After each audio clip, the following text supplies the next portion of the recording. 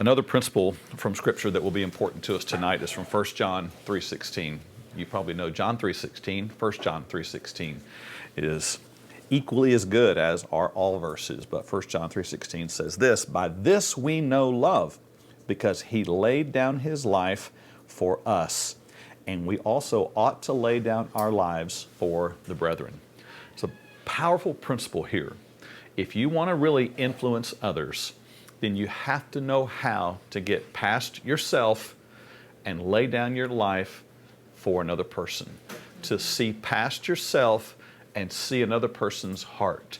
To do what they need to have done so that they can have their heart changed. And that's work. That's a skill. That's a trained skill that we can develop in our lives. And it's necessary. If you want to speak to your child's heart, you have to know how to hear heart, speak heart. You want to speak to your spouse's heart. You want to do more than just have surface discussion. You want to do more than just have debates and sometimes arguments. You want to be able to get down to the level of heart and really have some vulnerability there and some communication happens there. Then what we're going to talk about tonight will help that happen. So let's start here tonight on number one. It's a reflection back to what we talked about last week. If you're filling in blanks, here we go. Influential leaders put the heart of another person above their own. If you want to be able to speak to a heart, then you've got to put someone else's heart above your own. You've got to get past the place of needing everyone's approval, needing others' affirmation, needing them to always be the one who build you up, need them to be the ones who make you feel secure. Those are great things when they happen, but I can't live needing and depending upon others to do that for me. That has to be what God does for me. Right. And that's where I have to get that first. And then, only when my heart is free to get it from Him, can I begin to be able to look at someone else's heart and see what they need. So that's kind of what last week was all about, and it sets us up for tonight. It means I got to get past myself. I got to get filled up with what He has for me so I really can speak to someone else's heart. Number two, influential leaders listen past the words, actions, and initial emotions. I have a friend who tells me, he said, when you get into a situation, you ask someone a question, and this is maybe not just surface talk, but maybe it's getting a little bit personal, vulnerable. He said, you can always count on that the first answer they give is usually not the real answer. Right. And it's important. It's important to know, because then you need to ask some more questions, then you need to evaluate the situation, then you have to evaluate what is not just being said with words, but what's being said with all the rest of their communication. So look at these statistics here. It's very interesting. What we say accounts for 7% of what is believed. In other words, the words that we say to someone are really a pretty small factor in what causes them to really be influenced. It's not so much what you say. The way we say it accounts for 38% of what is believed. The way we communicate. We're going to talk about how that is done here in just a moment, but the way that we say it has far more impact than actually what you say. The spirit in which you offer it, the tone in which it comes out, the body language, all those elements. The next one, what others perceive accounts for 55% of what is believed. So you can do your part and say it with the right wording, the right spirit, attitude behind it, but over half of the influence happens in the way they perceive it, in what they are feeling, knowing, and doing at the time, and the way they receive it from you. This means that over 90% of our influence has nothing to do with what we actually say. It's crazy, but it's true. And there's a saying that I hear sometimes at conferences that I'll go to, and you've probably heard this before. People don't care how much you know until they know how much you care. If you've been in some leadership training or relationship development classes, you've probably heard that before, and it's true. When we first came here and began leading and pastoring at Vertical Church, there's a lot of people that we did not know, and they didn't know me. And it would take time of developing relationships, getting to know them getting to know me, before even what I was saying would make an impact. Even though I was believing I was speaking truth, it takes time to develop a relationship of trust, relationship of honesty and vulnerability. And that's where real influence comes in, when you really develop relationships with people. So what are some relationships for you where you have found that to be so true that people don't care how much you know until they know how much you care? What relationships for you have you found that to be very true in? Anybody? Co-workers. Okay. All right. Yeah. You'd think in the work environment it would all be about, the work and the job and the responsibilities, but it's a lot about that right there. What else? Where have you found this to be true? With Brooke's parents. Okay. Give just a tiny bit of background so everybody has a context for that. Throughout the 7 years of us dating, it was like whatever I said was going to be the wrong answer in the room, even if it was the right answer. Whatever I said wasn't going to be funny, even if everyone else laughed, they weren't going to laugh. It doesn't matter what it was. And I mean, it was all the way up until like the hour before our wedding. And even then, once we got married, her mom came up and like gave me a hug, and she was like, "I think I just need to hear those words of what," because our vows are also personal vows. Mm-hmm. And it was kind of like, it was nice to hear her say that, to get a hug, but it's like, okay, I've also been saying this for the past 7 years though. I'll keep doing what I'm doing. I'll see you 7 years from now. It doesn't really change anything. And so it's not until like the past 6 months where all of a sudden now I can say something and I can tell that she listened to it and like registered what I said. Mm-hmm. And every now and then it's like, that's a good point. And then sometimes it's not listening, but Yeah. it's now to the point where something happens and I'm being acknowledged. Yeah, it's good. Anyone else where you have found that principle to be true, relationship? So I'm a nurse, and it's with my patients all the time. Because I can tell, like, I can come in and say something first thing in the morning, and I can be saying that same exact thing later on in the day. Mm-hmm. So they're like, "Oh, nobody ever told me that." But I mean, it takes Yeah. that time. Right. Yeah, that's true. All right.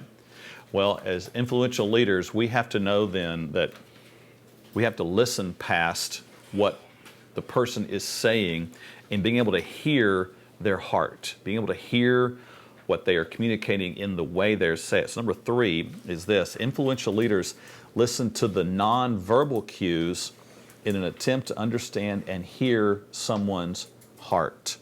Now, the Bible uses different words interchangeably for this word heart. Sometimes it will use soul. The New Testament will sometimes use the word spirit. Whichever word you want to put into that context there is what we are talking about tonight. We're talking about the core of who someone is, their character, their identity, who they really are inside when no one else is looking, who they are when everyone else is gone, that real part that makes them who they are. And if you know how to read what people are saying truly, not with their words, but with all the other nonverbal cues, then you can get a better clue as to what's happening. And boy, this is important when you are trying to love your children, when they become preteens, when they become teens, when they're adults, when you're trying to relate to people, when you're trying to counsel a friend, when you're trying to help someone. It's so important to be able to read their heart. So here are some things that you can look for. Here are 12 things that you can notice about a person that are beyond just their words. You can listen, first of all, to their tone of voice. They may be saying one thing with the sentence, but their tone is something powerful to listen to. Are they saying it with energy? Are they saying it with sadness and sorrow? That means listening past just what words they choose, but how those words come out. Does the sentence tend to trail off every time they finish talking? Or does it go up? Or what's going on with that tone?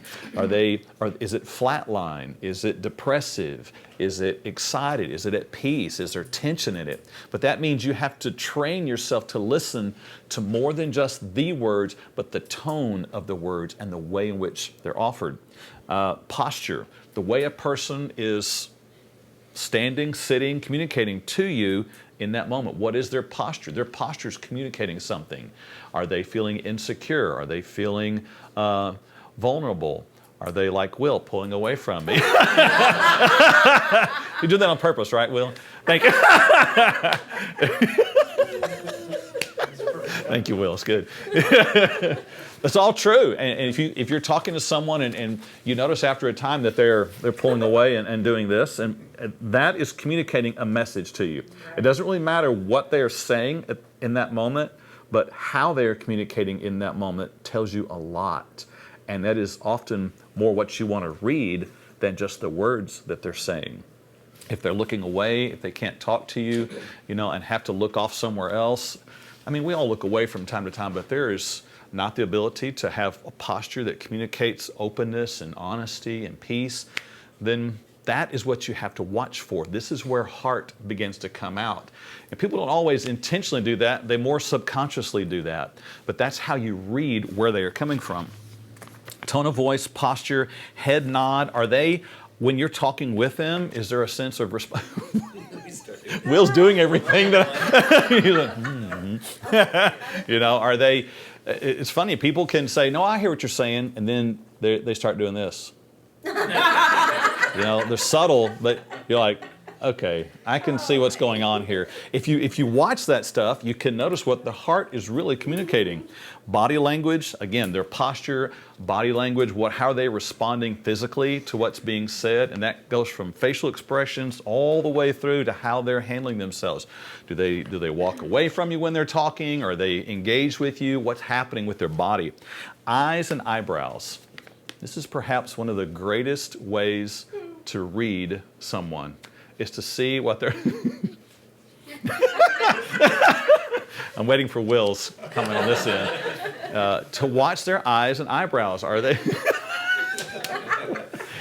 are they... yeah. Again, if you haven't watched the show Lie to Me, go back, find that online somewhere, watch the show Lie to Me. It was so much about this man who said he could read. It was a TV cop detective show, but the point was he could read people's eyes and tell their responses, whether they were guilty, not guilty, and so forth, if they were lying or not. You can really tell a lot about a person's eyes. If they make eye contact with you, if they're distracted, if they're disinterested, what their eyebrows are saying, if they seem nervous, distracted, they're looking away. All of that is communicating heart, but it means you have to train yourself to watch for that. Facial expressions go with that as well. This involves eyebrows, the mouth. It tells a lot if a person is clenching their jaw and their teeth, and all of those are communicating really what's going on in here, even though their words may be saying something different. Touch. If you're close enough that they are responsive to you and they're willing to touch or not touch, if they're exclusive and drawn and pulling away and not interested, if you try to reach out and they jerk away, that's telling you a lot. That's telling you a lot about what they have been through, what their reaction is to you in that moment, and where they are. This becomes important because if you're going to speak to their heart, then you have to be able to assess their heart. You've got to know where they are to know how to respond to them. Sounds they may be making, and this is not weird sounds, but this is, sounds like This is agreements. This is it's that little things like that become important in listening to the exasperation. Yeah, all that. Those are valuable cues. Eye connection, gestures, their proximity to you, the distance that they have to you when you're communicating, even their pace in which they talk. Are they rushed? Are they at peace? All of those speak heart. And we have to become skilled in this area if we want to be able to speak to their heart. You can't speak to someone if you don't know where they are, where their heart is. Are you about to say something? I'm going to say pace also, because you always say I start going too fast if I get too mad. That's true. Walking around. Speed up. Yeah, not just in the car, but in the way she's walking through the house even, yes. Yeah, I'm sitting in the recliner and all of a sudden, she just passes, I'm like, and then she's carrying the laundry basket. So I could tell, oh boy, something's up. She's walking at a pace that's a little bit more aggressive than she normally walks with. Heather's normally pretty pretty easygoing, laid back, but when she gets that pace of, I know something's up, and I'm looking for, is it me, that caused this situation here? Yeah. But that's part of it. That's reading the situation. Reading the nonverbal cues helps you know where someone's heart is. And the thing about people, they get in that situation, she might not be frustrated with me at all. It could have been a call she just got from someone. It could have been something else that happened unrelated to me. But if I want to be able to speak to her heart, I've got to know where her heart is. See? All right. My wife did that the other night, and I forget the gesture she made, but I went, uh-oh, what did I do now? I'm sure that helped. Must have done something wrong. Oh, no. All right. Number 4. Influential leaders are always evaluating heart when they communicate.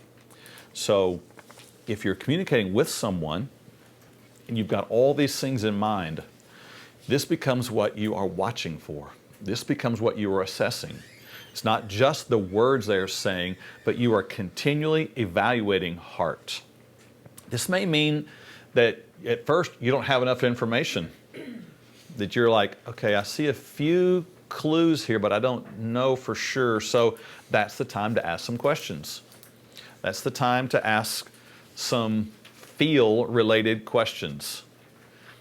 This isn't the time to necessarily try to drill down and prove your point and take your stance and prove them wrong.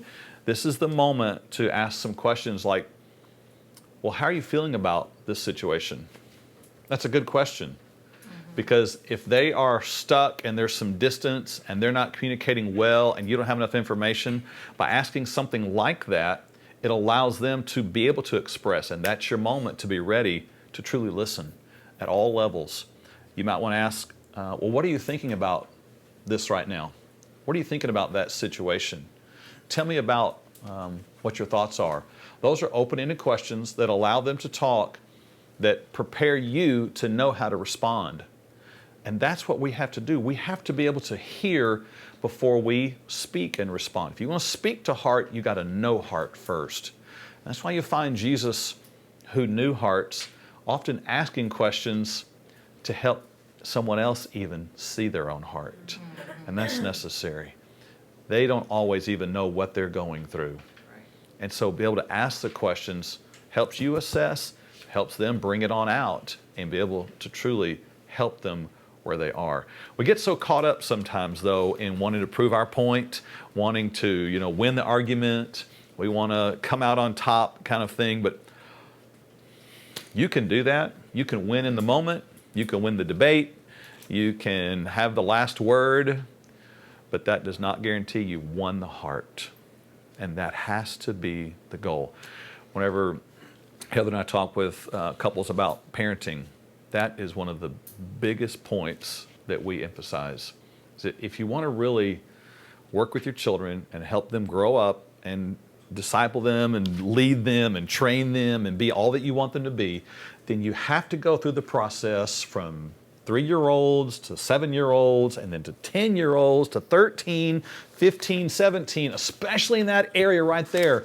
You've got to continue to win their heart. Because it really doesn't matter what you say if they aren't interested in what you say. Right. So you have to be continually in this process of winning their heart and understanding where they are and keeping an open door. I was talking to a mom just yesterday, and she said that her son came to her and admitted something he had seen at a sleepover, which is where stuff usually happens that you don't want to have happen.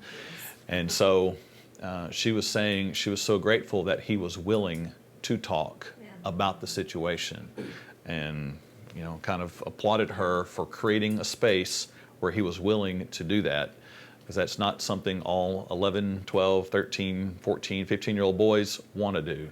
And that's work, to really keep that kind of openness. And the only way you do that is by knowing where their heart is and creating a place for them to speak heart to you. So pray for understanding as well. God is the one who knows their heart. He is the one who can give you insight as well into their heart. Number 5, influential leaders put more emphasis and energy in formulating their nonverbal response over their verbal response. So up to this point, we've been talking about reading their heart. Now we turn the corner. Now we're talking about how we respond. And so at this point, we have to be the ones who put our focus and energy not just on our words. Don't spend your time trying to prove your point in your mind. Try to win their heart. That's what you have to put your focus on. So when Heather and I first got married, we were not very good at walking through conflict. And we're still not excellent at it, but we are learning still. And one of the things that we both did is we came from backgrounds where conflict was handled differently, and our personalities handled conflict differently. Hers was to pull away and withdraw. Mine was to go on the attack. My personality was more like, okay, let's go at this like I'm the lawyer. I got my points. I've got them articulated in my head. She said one thing. I've got the next 3 things planned out already, you know? And so, you know, she makes her point and rat-a-tat-tat, here I go. And all of a sudden she shuts down. And I'm still trying to prove my point, make my point, and there's just nothing coming back. And I had to learn to change what I do because I was thinking of my points and winning the debate and, you know, coming out on top. And what I was doing was causing her heart to go away, to isolate, to not want to communicate. So, yes, I could win the point, but I would lose her heart in the process. So if you're going to be influential, then you have to learn how to put your energy and focus into how you're going to respond, not just in what you're going to respond with. This means for all that we just learned about how to read in someone else, we have to become experts at using every one of those elements to communicate back, to speak to heart. There's hearing heart, but now we're moving into speaking heart. So that may mean for you slowing it down a little bit. We're not trying to win the argument. We're trying to win a heart. Slow the situation down. Speaking rashly and loudly usually does not solve a situation.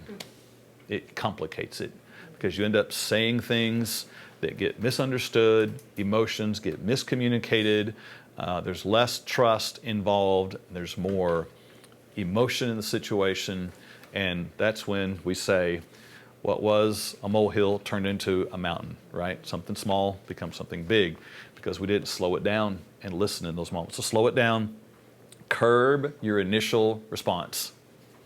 It's tough, but it's necessary. You're going to have some gut level, even emotional response to what someone's saying to you. And it's important in that moment to think to yourself and use every bit of energy you've got to slow that down and curb it. And just stop. Don't say what you initially want to say. Let that spin around your mind and think, all right, how are they going to receive this when I say it? What's it going to do to their heart when I say this?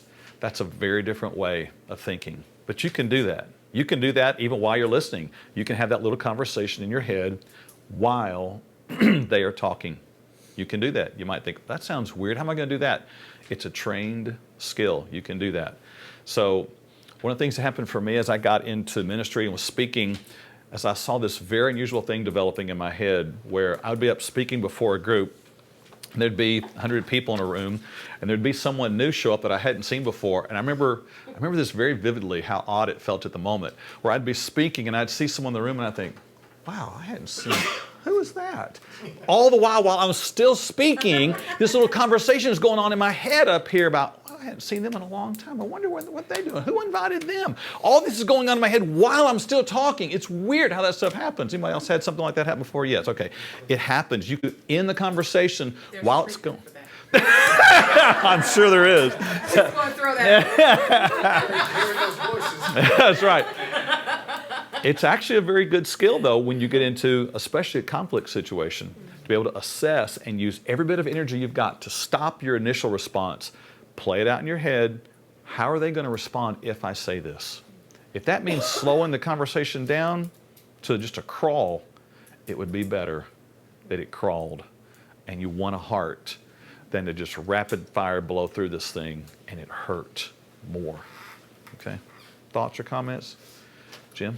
One of the things is, you know, you have to just slow down, like you said, and ask yourself, okay, whose need am I meeting by saying this? Yeah. I know personally it's usually my need because I gotta fix it. Yeah. Yeah. So I slow down and say, okay, whose need, what's really going on here and whose need am I meeting here? Yeah. Am I meeting their need or my need? Yeah. Am I trying to boost my ego? Am I trying to prove my worth? That's why number one was number one tonight. I got to get all that stuff from God. Don't depend upon everyone else to give you the acceptance and justification you need. You deal all that with God first, and then you can communicate. That's part of this number 5 here. Seek what they need over what you want in this matter. Which brings us to number 6. Influential leaders use the full range of nonverbal tools. There's an extra word there. You can scratch that. To communicate to the heart of another person. So now I turn around and I use my tone of voice, my posture, my head nod, my body language, my eyes and eyebrows, my facial expressions, touch, sounds, eye contact or eye connection, gestures, proximity, pace. I use all of that. These are now my toolbox that I use in communicating because these speak heart. These are the tools that you use to speak to someone's heart.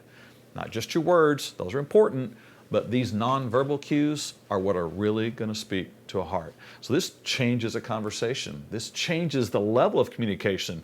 And what may have taken you, 2 hours in the past to resolve because it introduced this conflict and there was misunderstanding. Well, I thought you said this. Well, you always say this. Well, why don't you ever, all that stuff back and forth, back and forth. If you slow the pace down, you can actually solve the situation much quicker because you're speaking heart in the situation. Number 7, influential leaders learn sensitivity to the moment. So now our story from Scripture. It's a beautiful story of how Jesus practiced this very thing. In this situation, it's going to be a moment filled with emotion. It's the death of a man. It's the death of a brother. 2 sisters have a brother. He's died. 4 days have passed. Jesus hasn't been there. There's a lot of emotion going on here. But Jesus is going to relate to these 2 sisters very differently because he's not just a sequence of events. He is sensitive in his relationships. He knows what each of them needs, and he's going to respond to them very differently. Who'd like to read the story tonight? All right, Will, take it. So when Jesus came, he found that he had already been in the tomb 4 days. Now Bethany was near Jerusalem, about 2 miles away, and many of the Jews had joined the women around Martha and Mary to comfort them concerning their brother. Then Martha, as soon as she heard that Jesus was coming, went and met him, but Mary was sitting in the house. Now Martha said to Jesus, "Lord, if you had been here, my brother would not have died.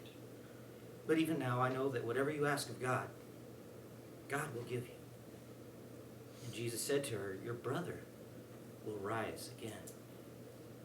Martha said to him, "I know that he will rise again in the resurrection at the last day." Jesus said to her, "I am the resurrection and the life. He who believes in me, though he may die, he shall live. And whoever lives and believes in me shall never die. Do you believe this?" And she said to him, "Yes, Lord, I believe that you are the Christ, the Son of God who is to come into the world." When she said these things, she went her way and secretly called Mary, her sister, saying, "The teacher's come and is calling for you." As soon as she heard that, she rose quickly and came to him. Now Jesus had not yet come into the town, but was in the place where Martha met him. Then the Jews who were with her in the house and comforting her, when they saw that Mary rose up quickly and went out, followed her, saying, "She's going to the tomb to weep there." Then when Mary came where Jesus was and saw him, she fell down at his feet, saying to him, "Lord, if you had been here, my brother would not have died." Therefore, when Jesus saw her weeping, and the Jews who came with her weeping, he groaned in the spirit and was troubled. And he said, "Where have you laid him?" They said to him, "Lord, come and see." Jesus wept. Then the Jews said, "See how he loved him." Very good. Did you feel involved in that story that all was saying? It was a way to go, Will. So obviously the rest of the story is that Jesus calls Lazarus out of the tomb, and he does live again. Two sisters, same brother, very different responses to the situation. Two sisters, same grief, and Jesus responds to them very differently. What do you notice about the way Jesus responds to Martha over what he does with Mary? What do you see? He's very, like, more logical and verbal with Martha. Yeah. And he's more emotional with Mary. Yes. This wasn't just because Jesus was tired of talking in the moment and said, "Well, I'm just going to cry. Let's win the second one here." No, he knew what each of them needed.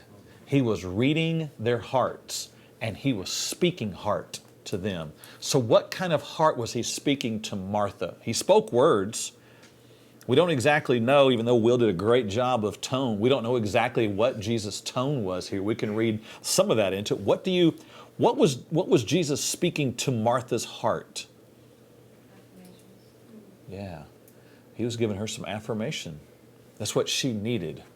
She needed some confirmation. She needed to hear some words. She needed some time with Jesus. She needed some interaction with him.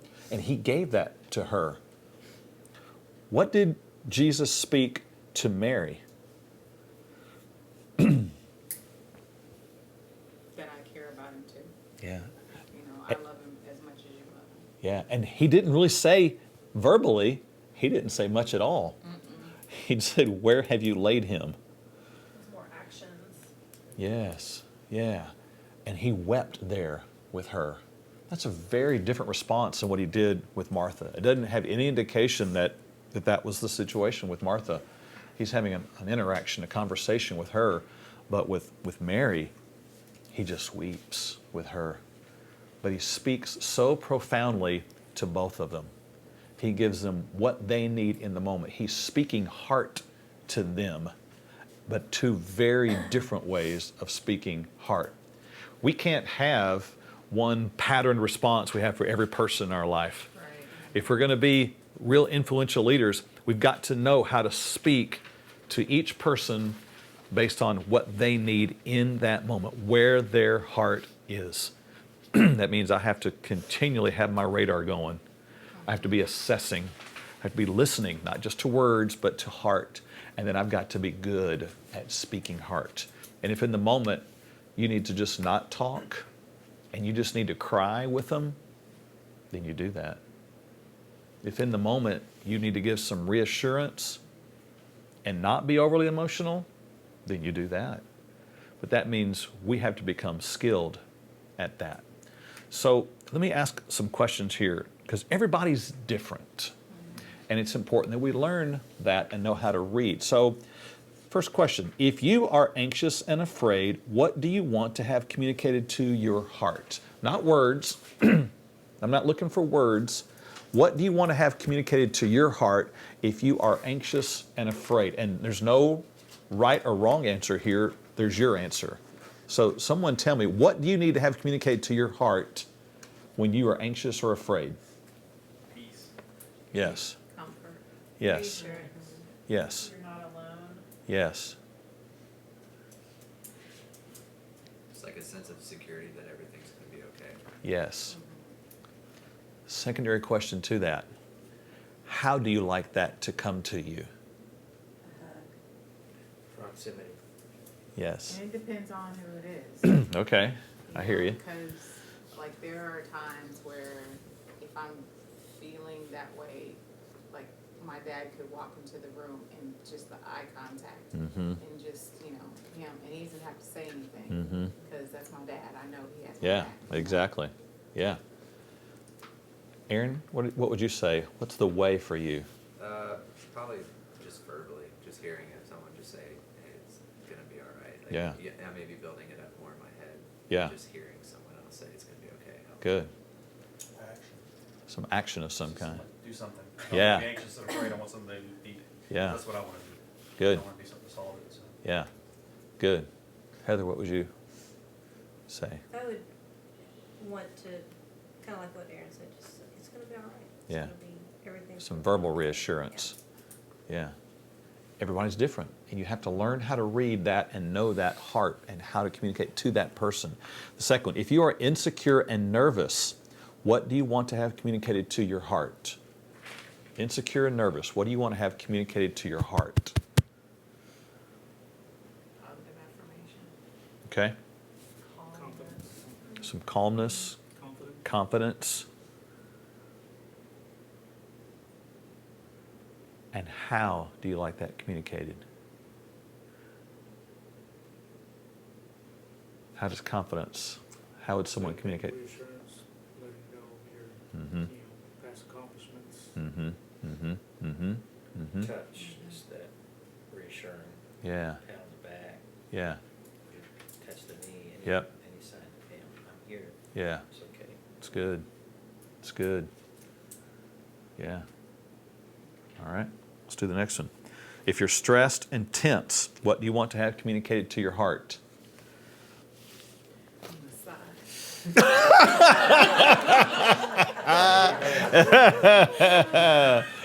Yeah. Yeah. Stressed and tense. Anyone else? What do you need to have communicated to your heart? Someone's gonna come in and be by my side through it. Yeah. I don't have to do it all alone. Yeah. Yeah. Yeah. Brooke is not very far away from having a baby soon. And I'm sure her and Hunter have talked through what she will need from him in those moments. And he's preparing for that. Yeah.